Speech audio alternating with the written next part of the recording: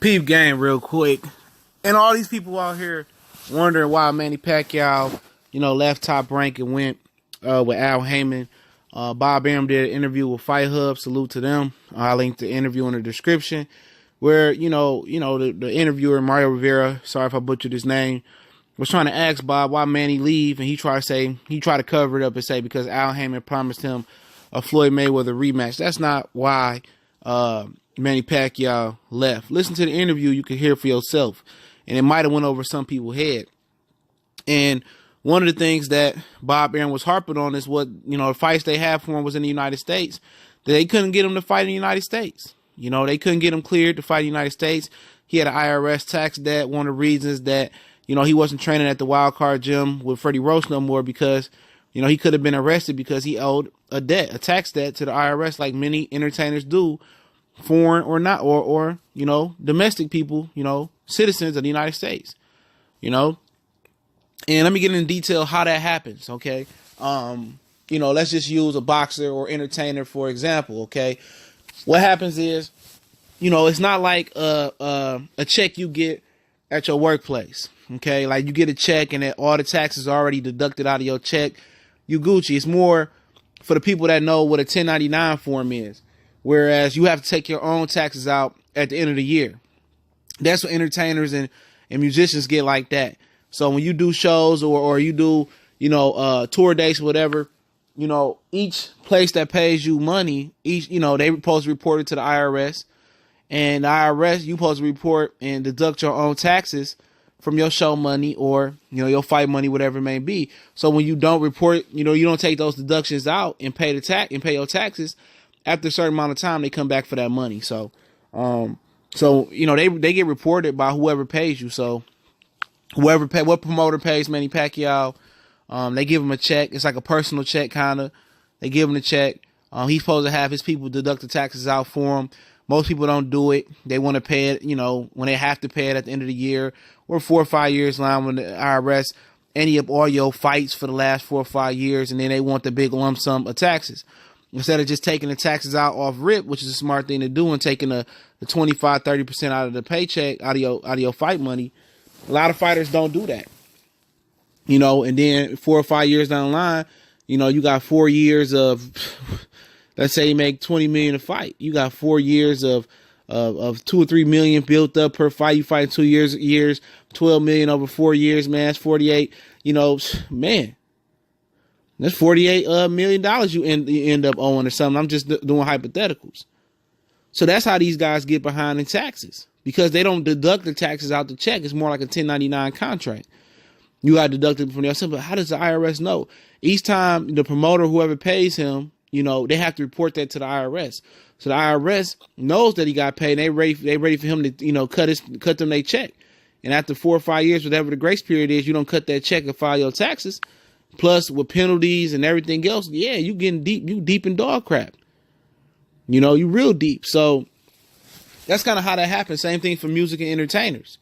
Musicians and entertainers. They go around here doing these tours and getting this show money. Each one of them clubs and venues report that we paid 20, 30, 100,000 to show up, and you don't get them their piece of the pie, and they report it 4 or 5 years down the line. You did a tour, you got 5 million for the tour, all the tour dates you did for the last 4 or 5 years, and out of 5 million, you owe the IRS about 2, so that's 8 million for the last 4 years, 10 million plus interest. You probably gonna owe $15 million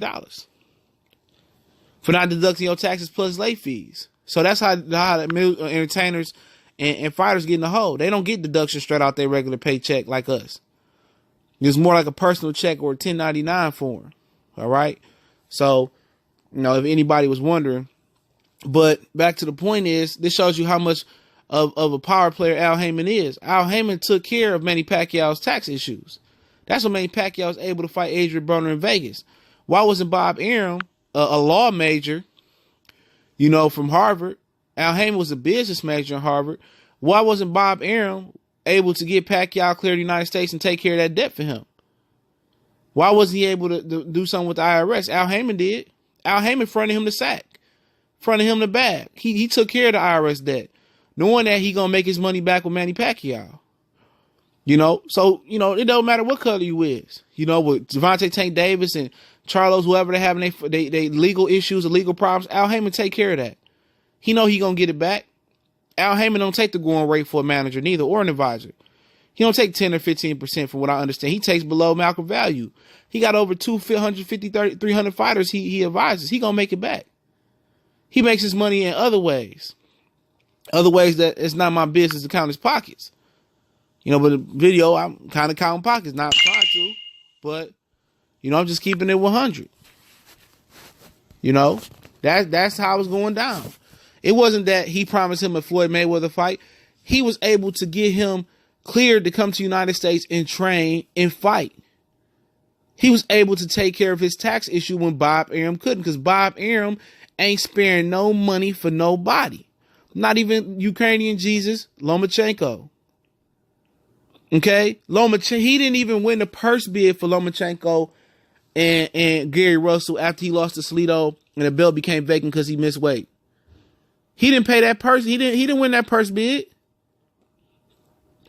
He let Lomachenko go over there and fight Gary Russell on Showtime. He ended up winning the belt over there. Bob Arum ain't putting none of his own money up for none of these fighters. Bob Arum is a selfish man. Out of all the money Manny Pacquiao made, he couldn't take care of this man's tax debt because Bob Arum ain't got no paper shortage. At 80, 90 years old, what is he still spending his money on? He got every suit of management you can buy. That's the difference. That's why Pacquiao rolled Al Haymon. It wasn't because of Floyd Mayweather a rematch. That probably had something to do with it. Al Haymon was able to open the floodgates for him to come back to the United States and fight and be comfortable. They worked out an agreement. Al gonna get his money back for sure. But he took care of Manny Pacquiao's tax problem when Bob Arum was reluctant to. And that's what it is. Watch the interview. Bob Arum couldn't do nothing for him. Bob Arum ain't digging in his pocket for none of them fighters. He not going in his pockets, not a dime for none of his fighters. Manny Pacquiao made this man all this money over these years. He been short Manny Pacquiao and taking shit off the top, controlling his career. All this money he made for Top Rank. And he couldn't front him nothing. And that's what I'm telling you about the Joshuas of the world. Any dude that's rolling with Eddie Hearn, dudes that's rolling with Bob Arum. When you down and out, you can't call Bob Arum up. You're not going to call Eddie Hearn up. That's the loyalty factor that the fighters have. That's with PBC, that rock with Al Haymon. That's the loyalty. Antonio Tarver had big old Las Vegas betting gambling debts. Al Haymon bailed him out, took care of that. Got him a job calling fights on Spike after CBS fired him because of the drug test with Latif Coyote, the positive drug test. That's power. That's power move. That's why he's the most powerful man in the sport of boxing. He handled that. He take care of his fighters more than anybody you know. It's a lot of stories going out there that a lot of guys do and some guys don't report.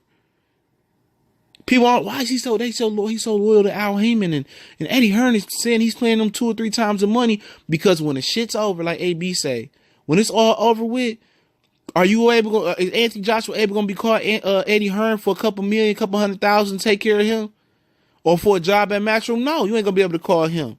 Al Haymon go always make sure you're all right. It's like a fraternity. He always gonna make sure you good. You don't hear nobody badmouth for him.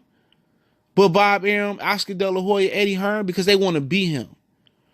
They want to be in his spot. They want to have the loyalty they have for their fighters. Oscar De La Hoya was treating Abner Mares wrong. He's a fellow Mexican. So don't tell me about that. Al Haymon treat Leo Santa Cruz right here, Mexican. Mikey Garcia seemed happy. You got Errol Spence. He happy. Deontay Wilder. He's happy. Plenty of fighters of different nationalities rocking with him. Now Rickendale, Lara, Cuban, Luis Ortiz. He kept him happy. You know what I'm saying? It's deeper than oh, you making 3 times more value than this. It's deeper than that. Because when that money gone, or when you hurting, or you need some help with your legal fees, or you need some financial advisor and guidance, somebody that you know that can help count your money, help make your money grow. They can give you some real stocks and bonds and real investment portfolio, help you with that. Al Haymon got that. Eddie Hearn ain't got that. Bob Arum ain't willing to help you double, triple your money outside of boxing. That's the loyalty. That's the strength of what Al Haymon own, bro. Now you got to listen to this video. You got to open your eyes and understand now. That had shit to do with Floyd Mayweather Manny Pacquiao rematch. Manny Pacquiao. Of course, he wanted that fight. He gonna be making more money than he was making versus Jeff Horn. He gonna make more money he made versus Tim Bradley, versus Jesse Vargas, versus Lucas Matisse. He about to make real money with Al Haymon and be able to fight the United States and go around freely. That's the strength for Al Haymon. He paying more. And Terrence Crawford and Timothy Bradley looking at it now. I remember Timothy Bradley said years ago, he said he didn't know nobody over there at PBC or over at Golden Boy at the time with Al Haymon. I didn't know anybody. You know what I'm saying? You been through the amateurs, you ain't know nobody over there? I don't believe that. Bob Arum simply offered him a Manny Pacquiao fight. And that's what people don't understand. People sell expect a lot of these fighters to sell themselves for a quick buck, but it's the loyalty, it's the stuff behind the scenes that you can't even fathom. It's about Al helping these dudes start their own promotional company and getting promotional cuts. Bob Arum don't want Manny Pacquiao, have Manny Pacquiao promotion to get a cut out of the overall fight. All these dudes getting cuts, getting live gate percentages like his pay-per-view fights. You know, they getting money. He taking care of them on and out, on inside the square circle and outside the square circle. It's power. It's power. And Crawford gonna regret not working with this man. Watch what I tell you. Timothy Bradley probably already regret not working with this man. Pacquiao went over there. He gonna live a good life. Look at Mikey Garcia. He can't stop cheesing over there. Bob Arum had him locked in a contract rumored to be around $300K no matter who he fought. That's the strength. You know that. And Bob Arum couldn't get him cleared to fight the United States because he wasn't spending none of his money. Al Haymon took care of it. Now, who really who really making the power moves? You know, but it's Goodfellas Sports TV. Salute. Don't forget we on Facebook, Twitter. Also, you can email me. You can add me on Twitter. Email me, DM me. Video requests, questions, concerns, sponsorship, business opportunities. Salute to all the brothers and sisters out there supporting what we're doing. Also, if you want to make a donation, links in the description. And I also link the Fight Hub interview in the description as well. So you can watch it and you can hear it for yourself. One time for the one time, Mr. One Time for the one time. Goodfellas Sports TV. Drop another video on y'all most active sports channel out there, music entertainment. Check our playlists out.